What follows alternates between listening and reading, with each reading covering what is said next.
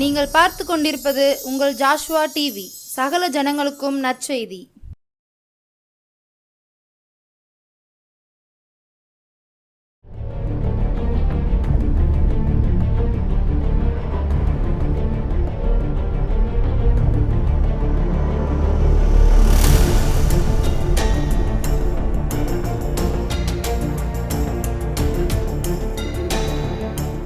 கர்த்தருடைய பரிசுத்த நாமத்துக்கு ஸ்தோத்திரம் உண்டாவதாக.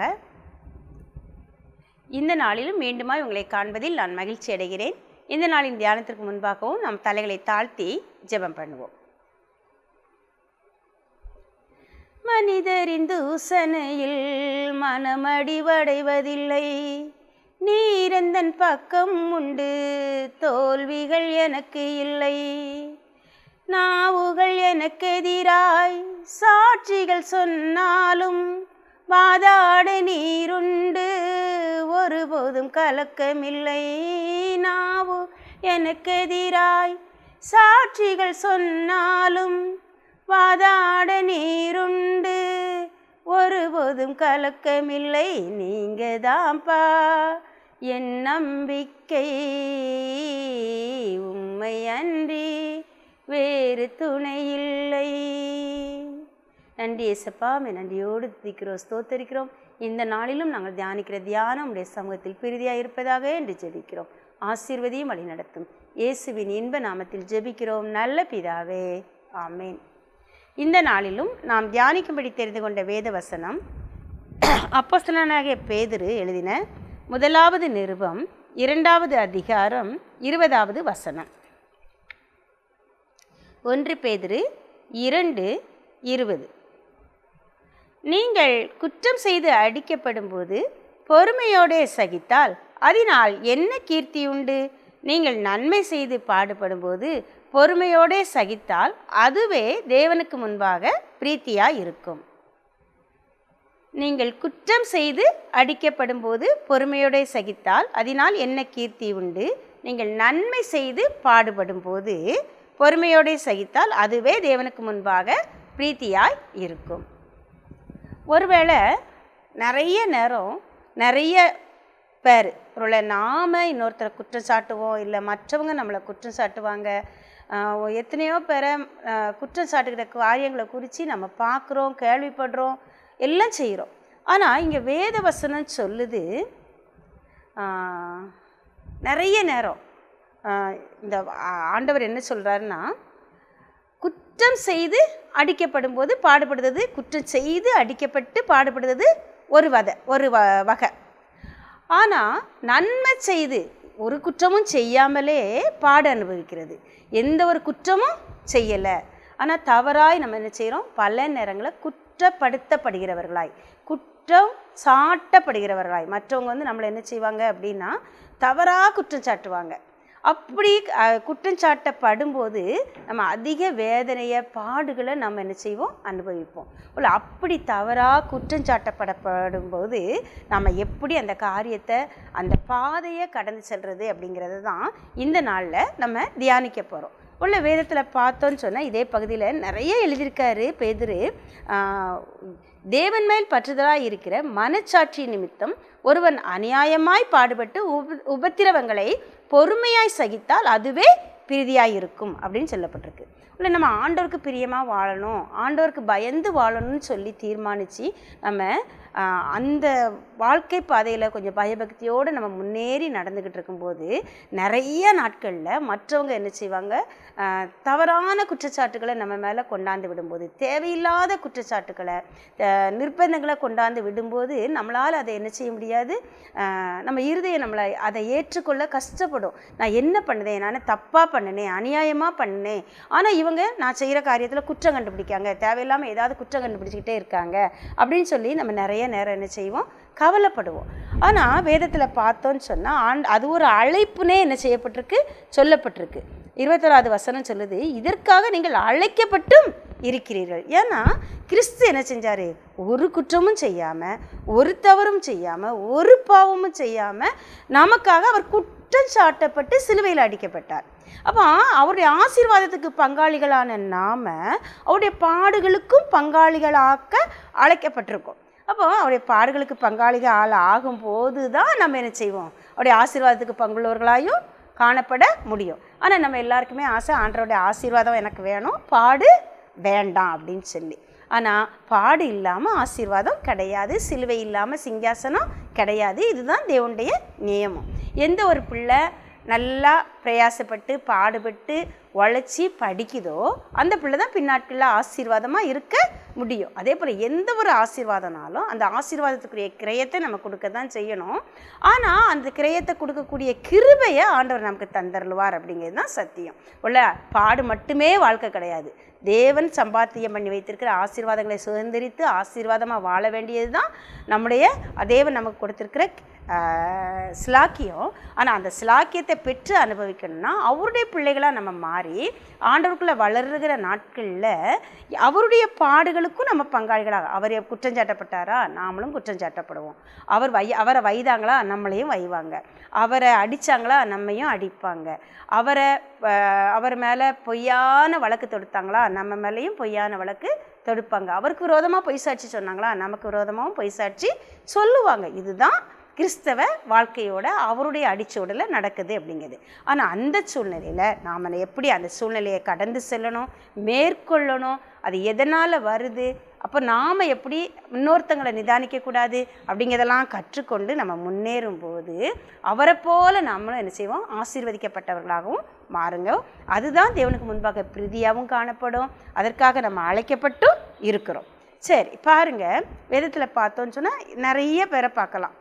யோசேப்போட வாழ்க்கையில் யோசேப்பு தன்னுடைய தகப்பன் வீட்லேயும் உண்மையாக தான் இருந்தான். அவனுடைய சகோதரர் விற்று போட்டாங்க, இதெல்லாம் தெரியும். ஆனால் எஜமான் வீட்டில் போய், பொத்திபாரோட வீட்டில் போய் அந்த எஜமானுக்கு உண்மையும் உத்தமமாக அவன் ஊழியம் செய்துக்கிட்டு வர்ற நாட்களில் அவன் மேலே ஒரு வீண் பழி சுமத்தப்பட்டு அவன் சிறைச்சாலைக்கு போனான் நமக்கு தெரியும். இயேசு கிறிஸ்துவோட வாழ்க்கையில் அவர் நன்மை செய்கிறவராகவே சுற்றி திரிந்தார். வியாதி உள்ளவங்களை சுத்தமாக்குனார், அஸ்தாவியில் பிசாசுகளை துரத்துனார், நோய்களை குணமாக்குனார், எல்லாம் தெரியும்.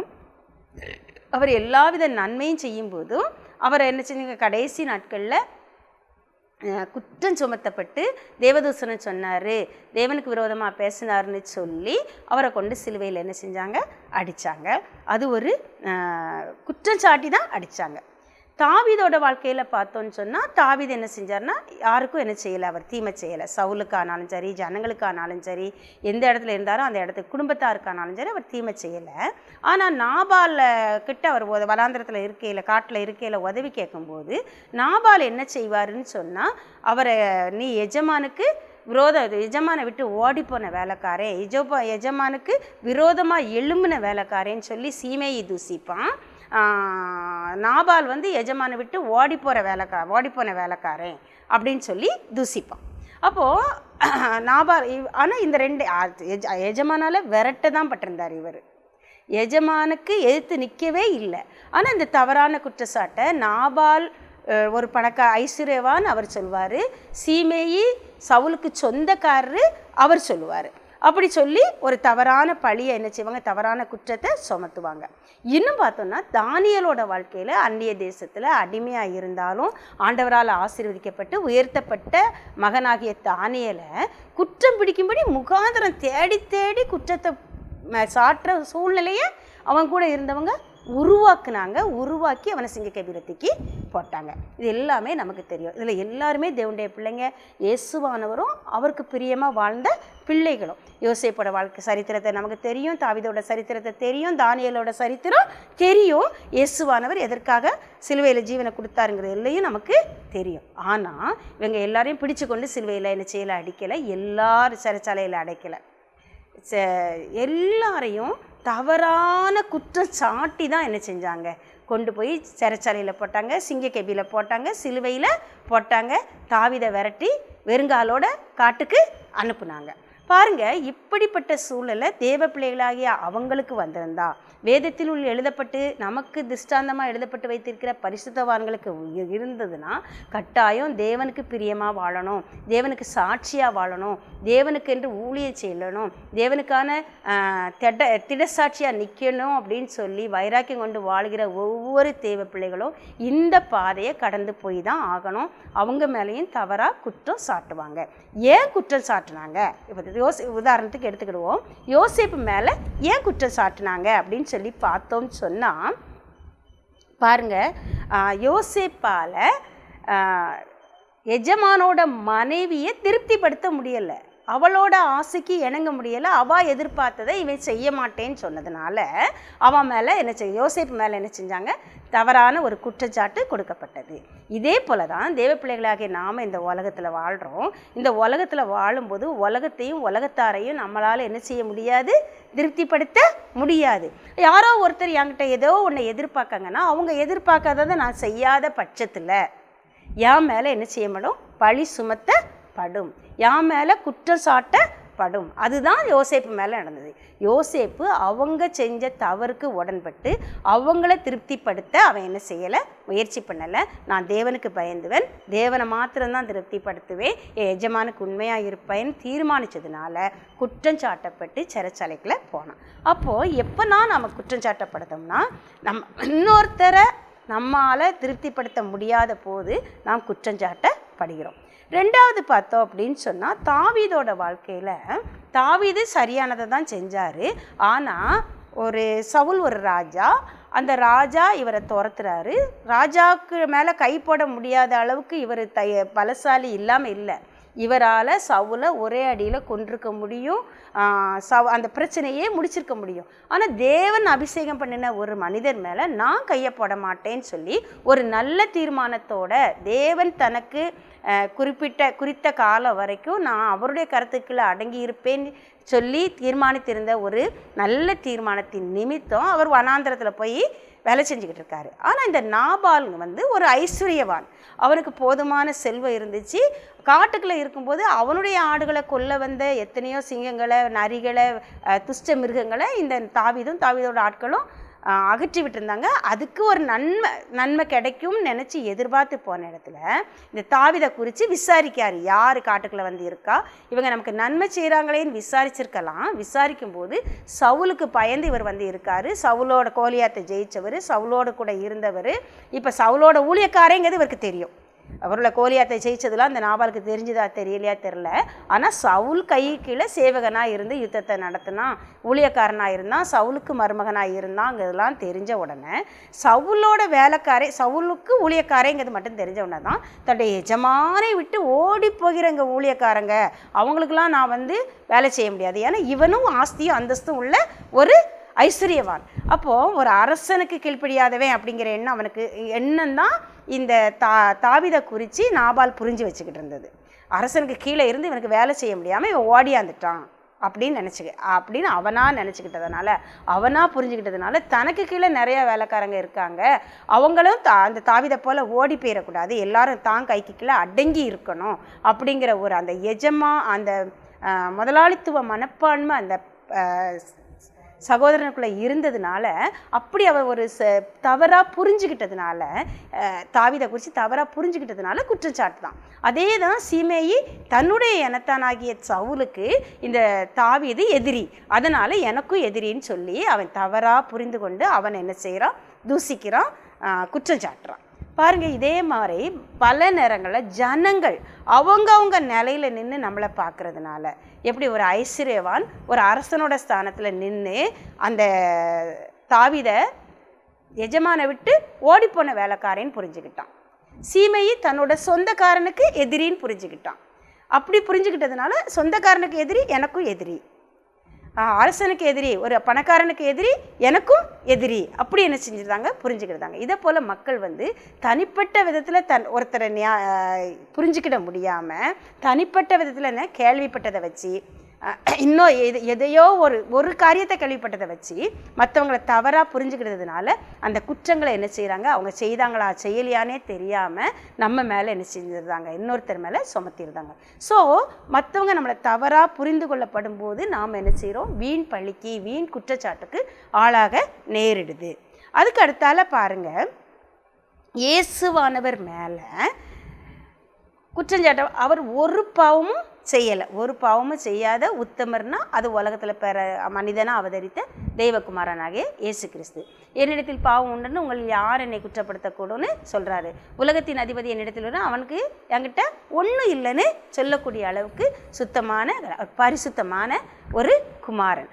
ஆனால் அவரை சிலுவையில் கொண்டு அடிக்கும்போது அதுக்கு முன்னாடிலாம் குற்றம் சொல்லும்போதெல்லாம் என்ன சொல்லுதாங்க, நீ பாவி கூட போய் பாவிகளுக்கு சிநேகிதனாக இருக்க, கெட்ட பாவிகளோட சகவாசம் வச்சுருக்க, அதுக்கு அடுத்தால நீ பாவிகளோட போஜனம் பண்ணுத, ஆயக்காரரோட பந்தி இருக்கிற அப்படின்னு சொல்லுதாங்க. அடுத்தால என்ன சொல்கிறாங்க, நீ பிசாசுகள் எப்படி துரத்துற, பிசாசுகளின் தலைவனை கொண்டு நீ பிசாசை துரத்துற அப்படி சொல்லுறாங்க. அப்புறம் தேவதூசனை சொல்லுத அப்படின்னு சொல்கிறாங்க. எல்லாவற்றுக்கும் மேலே ஆண்டவர் நியாயத்தை சொல்லும்போது ஓய்வு நாளில் சுஸ்தமாக்குறாங்க. இவங்க பாரம்பரியத்தை அவர் மீறுறாரு. அவங்க பாரம்பரியத்தை வச்சுக்கிட்டே தவறு செய்யும்போது இவர் பாரம்பரியத்தை விட்டுட்டு எது நியாயமோ அதை செய்கிறத அவங்களால ஏற்றுக்கொள்ள முடியாததுனால குற்றம்.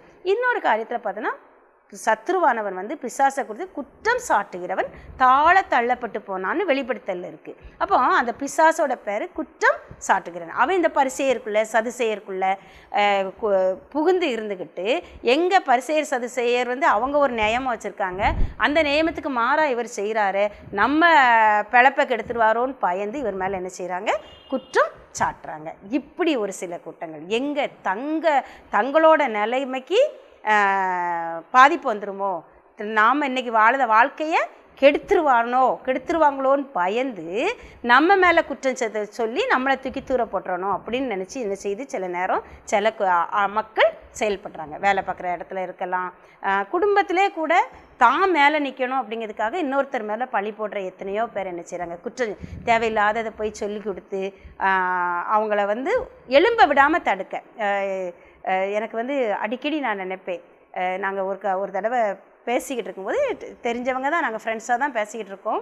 அப்போ யாரையோ பற்றி பேசிக்கிட்டு இருக்கும்போது ஒரு வார்த்தை சொல்கிறாங்க, கொஞ்சம் தலையில் தட்டி வைக்கணுமா அந்த ஆளை, ஏன்னா அந்த ஆள் எழும்புறாங்க அப்படின்னா அந்த ஆளை எழும்ப விடாமல் என்ன செய்யணும், நம்ம தான் எழும்பி மேலே நிற்கணும். அப்போ தலையில் தட்டி வைக்கிறது எப்படி தட்ட முடியும், சும்மாவா பெரிய ஆட்களை போய் தட்ட முடியும், ஏதாவது ஒரு பழியை சொல்லி பாதிப்பை சொல்லி அவனை பயங்காட்டி உட்கார வைக்கணும். இப்படி ஒரு கூட்டம் என்ன செய்யுது உலகத்தில் இருக்குது.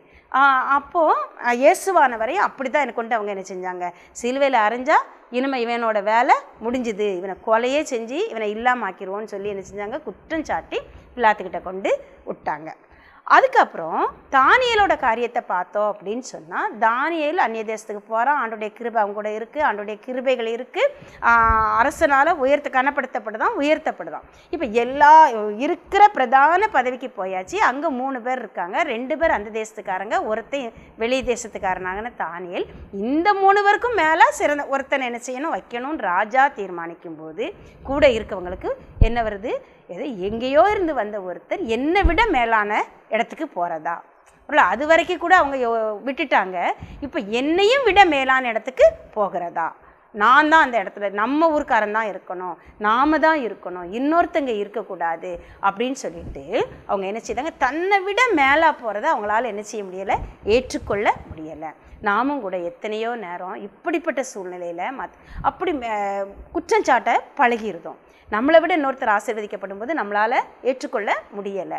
அதே போல் தான் மற்றவங்களால் ஏற்றுக்கொள்ள முடியும் போது, ஒருவேளை கடவுள் நம்மை ஆசீர்வதிக்கும் போது அவங்களால ஏற்றுக்கொள்ள முடியாததுனால எப்படியாவது நம்மளை குற்றம் கண்டுபிடிச்சி குறை கண்டுபிடிச்சி அந்த ராஜா கையாலேயே நம்ம அவங்கள தள்ள வச்சிடணும் அப்படின்னு சொல்லி கூட்டம் கூடி அவங்க என்ன செய்கிறாங்க, தானியேலுக்கு விரோதமாக ஆலோசனை பண்ணது போல் நமக்கு விரோதமாகவும் நிறைய ஆலோசனை பண்ணது ஆட்கள் இருக்கலாம். ஆனால் இப்படி நம்ம தவறாக குற்றம் சாட்டப்படும் போதெல்லாம் நம்ம மனசு வேதனைப்படுது. அதனால தான் ஆண்டு சொல்றாரு, நீங்கள் உண்மையிலே குற்றம் செய்து அடிக்கப்பட்டால் அதனால ஒரு கீர்த்தியும் கிடையாது. ஆனால் நீங்கள் நல்லதை செஞ்சு உண்மையாக இருந்து அதுக்கு பிறவும் உங்களை குற்றம் செஞ்சவங்கன்னு சொல்லி உங்களை அடித்தாங்கன்னா அதுதான் தேவனுக்கு முன்பாக பிரதியாக இருக்கணும். இல்லை மனுஷர் எக்காலம் பண்ணலாம், எகத்தாளம் பண்ணலாம், ஆனால் அந்த குற்றம் நிரூபிக்கப்பட முடியாது. நீதிமானுக்கு ஒரு கேடும் வராது. நீதிமானுக்கு விரோதமாக அசைக்கப்படுத நாவு என்ன செய்யும், அப்படியே நின்றுன்னு சொல்லி ஆண்டு சொல்லியிருக்காரு. ஸோ நீதிமானுக்கு விரோதமாக ஒரு நாவும் அசைக்கப்படுவதில்லைன்னு வேதவசனம் சொல்லுது. அதனால நம்ம அதெல்லாம் உனக்கு விரோதமாக உருவாக்கப்படும் எல்லா ஆயுதமும் வாக்கியாதே போம். அதுதான் நாம் என்ன செய்வோம், கர்த்தருக்குள்ள கலிகூர்ந்து மகிழுவோம் அப்படின்னு சொல்லி எந்த சூழ்நிலையிலையும் நம்ம ஆண்டருக்குள்ளே கலிகூர்ந்து மகிழ தீர்மானிப்போம். யார் குற்றச்சாட்டுனாலும் குற்றச்சாட்டு படும்போது அதில் உள்ள யோசிப்பட நிலைமையெல்லாம் நம்ம யோசித்து பார்த்தோன்னா ஒரு பாவமும் செய்யாமல் அந்த குழிக்கில் கொண்டு அவனை போடும்போது, சிறைச்சாலைகளை கொண்டு போடும்போது அவன் எந்த அளவுக்கு அவனுடைய இருதயம் வெந்திருக்குங்கிறது நமக்கு தெரியும். அதே போல் சில நேரம் நாமும் கூட நம்முடைய இருதயமும் வேக ஆரம்பிக்கு. ஏன் இப்படி பண்ணுதாங்க?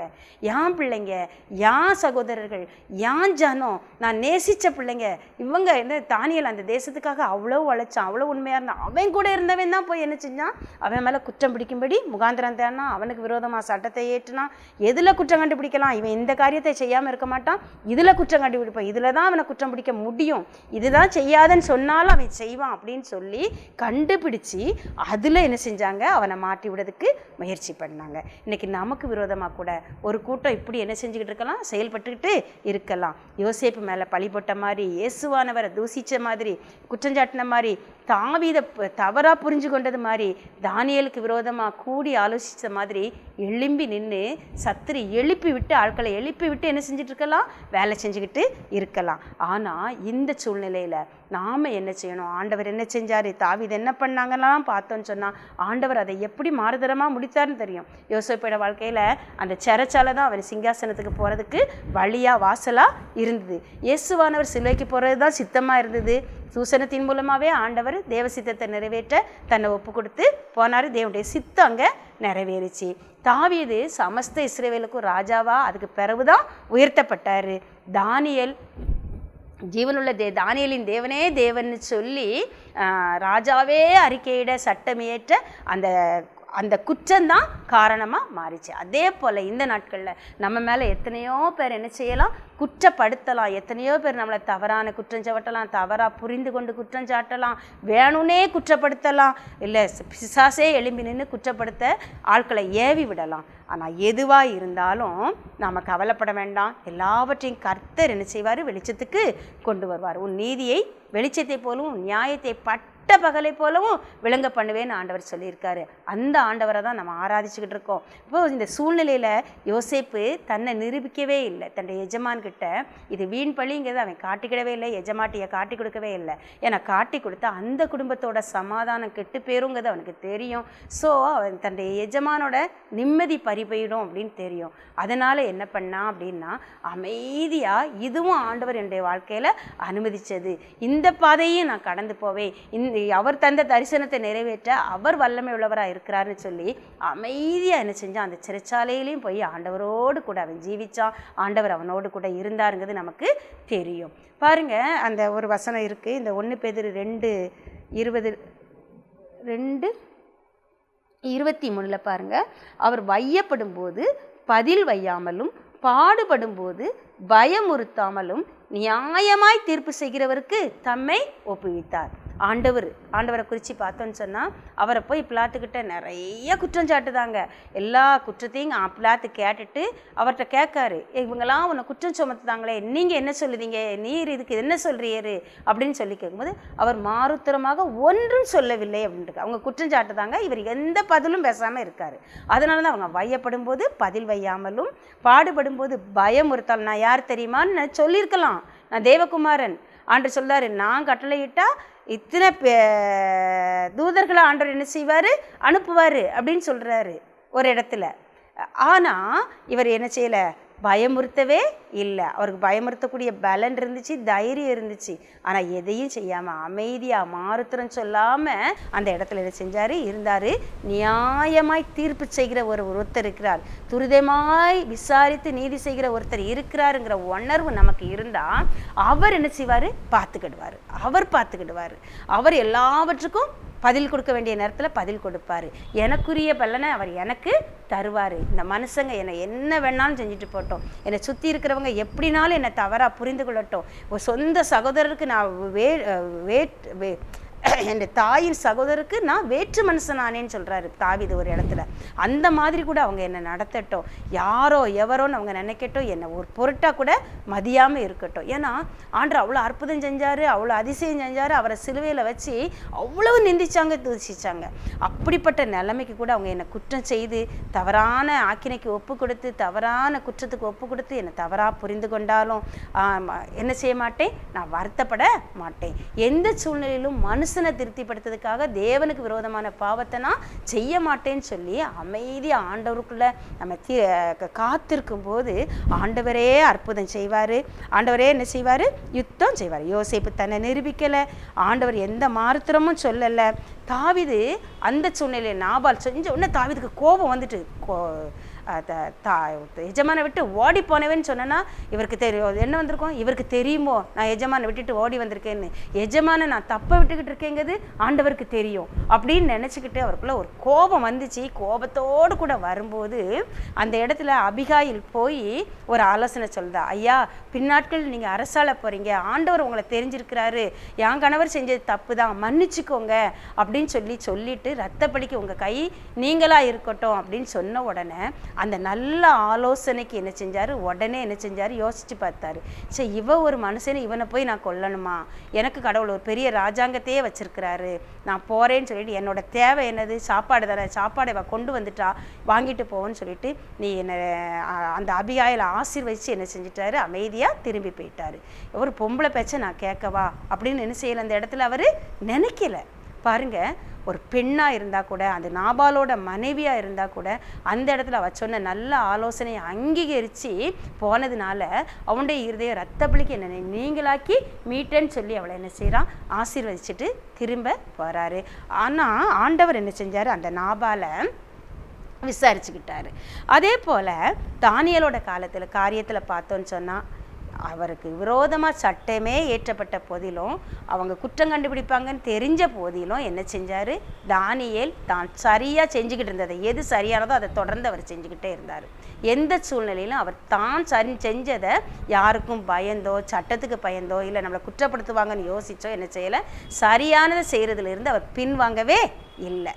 தவறான காரியத்துக்கு உடந்தையாக போகிறது மட்டும் இல்லை, சரியானதை செய்கிறதில் விட்டு நம்ம பின்வாங்கினா கூட அதுவும் தேவனுடைய பார்வையில் பாவம் தான். ஏன்னா பேதுரு சொல்லுவார் ஆண்டவர்கிட்ட போய், ஆண்டவரே உமக்கு இது நேரிடக்கூடாதே, சிலுவையிலக்கு போனோன்னு ஆண்டவர் பாடுகளை குறித்து சொல்லும்போது, ஆண்டவரே இது உமக்கு நேரிடக்கூடாதே அப்படின்னு சொல்லி பேதுரு போய் கடிந்து கொள்வான். அவன் அன்பு நிமித்தம் தான் கடிந்து கொள்வான். ஆனால் ஆண்டவர் சொல்வார், எனக்கு பின்னாக போச்சாத்தானே, நீ தேவனுக்கு ஏற்றவைகளை சிந்தியாமல் மனுஷருக்கு ஏற்றவைகளை சிந்திக்கிறாய்ன்னு சொல்லி எனக்கு பின்னாக போச்சாத்தானேன்னு சொல்வார். அப்போ தேவனுக்கு ஏற்றவைகளை செய்ய விடாதபடி நம்ம தடுக்கிறதும் மனுஷரோட எசைஞ்சு போக வைக்கிறதும் கூட சத்ருவோட கிரியை தான், சாத்தானோட கிரியை தான். அப்போ தான் அதனால தான் ஆண்டவர் என்ன செஞ்சார்? பேதுருவை திருப்திப்படுத்த அவர் என்ன செய்யலை? முயற்சிக்கலை. பேதுருவை சாத்தாரேன்னு என்ன செஞ்சுக்கிட்டாரு? கடிந்து பின்னால் சொன்னார். அங்கே சத்துரு விலகி போனால் தேவனுடைய சித்தங்க நிறைவேறிச்சு. அதனால தான் நாமும் இந்த இடத்துல உள்ள நம்ம மேலே குற்றம் சுமத்தாங்களே, மற்றவங்க என்னை குற்றப்படுத்துறதுலேருந்து தப்பிக்கணும் அப்படிங்கிறதுக்கு நினச்சி கூட எந்த சூழ்நிலையிலும் நம்ம மனுஷரை திருப்திப்படுத்த முயற்சி செய்யாதிருப்போம். மனுஷருக்கு பிரியமாக வாழணும். ஆனால் அதுக்காக தேவனுக்கு விரோதமாக மனுஷரை நம்ம திருப்திப்படுத்தணும் அவசியம் இல்லை. ஆண்டவர் நமக்கு நியமித்த சிலுவையை சந்தோஷமாக சுமப்போம். அதை மற்றவங்க எப்படி பேசினாலும் பரவாயில்ல, அந்த சிலுவையை சந்தோஷமாக சுமப்போம். தாவீதை போல மற்றவங்க நல்ல ஆலோசனைகளை மதித்து நடக்கக்கூடிய இருதயத்தை பெற்றுக்கொள்வோம். தானியேலை போல எந்த சூழ்நிலையிலும் சரியானதை செய்வதிலிருந்து பின்வாங்காதிருப்போம். அப்படி இருந்தோன்னு சொன்னால் எந்த பிரச்சனையும், எப்படி தானியேலை கொண்டு சிங்கக்கேபியில் போட்டாங்க, சிங்கங்கள் அவனை சேதப்படுத்தாதபடிக்கு தேவன் தம்முடைய தூதனை அனுப்பி சிங்கங்களின் வாயை கட்டி போட்டார். ஸோ நாம் இப்படி ஜீவிக்கும்போது இந்த குற்றச்சாட்டுகள் நம்மை சேதப்படுத்தாதபடிக்கு, நமக்கு விரோதமான பிரச்சனைகளோ மனிதர்களோ நம்மை சேதப்படுத்தாதபடிக்கு ஆண்டவரே தம்முடைய தூதர்களை அனுப்பி அதை அவங்கள கட்டி போடுவார். கட்டி எந்த பிரச்சனையும் நம்மளை சேதப்படுத்த முடியாது. கர்த்தர் தாமே இப்படிப்பட்ட கிருபைகளை நம்ம எல்லாருக்கும் தந்தருள்வாராக. தலைகளை தாழ்த்தி ஜெபம் பண்ணுவோம். மனிதர் தோற்றும் போது உம்மில் மகிழ செய்பவரே, மனிதர் தோற்றும் போது உம்மில் மகிழ செய்பவரே, அதை தாங்கிட பலன் கொடுத்து தயவாய் அணைப்பவரே, அதை தாங்கிட பலன் கொடுத்து தயவாய் அணைப்பவரே, என்னை ஆட்கொண்ட இயேசு உம்மை யாரென்று நான் அறிவேன், தகப்பனே நன்றியோடு துதிக்கிறோம், ஸ்தோத்தரிக்கிறோப்பா. ஆண்டவரே, அன்று நீர் உயிரோடு இந்த நாட்களில், உலகத்தில் இருந்த நாட்களில் எஸ்ஸப்பா ஆண்டவரே, எத்தனையோ குற்றச்சாட்டுகளை உங்கள் மேலே ஆண்டவரே மனிதர்கள் அள்ளி வீசினாலும் கூட தகப்பனே அத்தனையும் ஜெயித்து ஆண்டவரே ஜெயங்கொண்ட தகப்பன் இன்று எங்களோடு கூட இருக்கிறீர். எங்கள் மீது வீசப்படுகிற குற்றச்சாட்டுகளையும் கூட தகப்பனே நீர் எங்களுக்காக ஆண்டவரே ஏற்றுக்கொண்டு எங்களை விடுதலையாக்கி ஆண்டவரே மேன்மைப்படுத்தி உயர்த்துகிற தகப்பனா எங்களோடு கூட ஜீவிக்கிறவர்காய் உமக்கு நன்றி செலுத்துகிறோம். இந்த உலக பாடுகள், உலக பிரச்சனைகள், உலக குற்றச்சாட்டுகள் எங்களை சேதப்படுத்தாதபடிக்கு தேவன் நீர் ஆண்டவரே அவர்களை ஆளுகை செய்து வழிநடத்துகிறதற்காக நன்றி செலுத்துகிறோம். இயேசுவின் இன்ப நாமத்தில் ஜெபிக்கிறோம் நல்ல பிதாவே, ஆமேன்.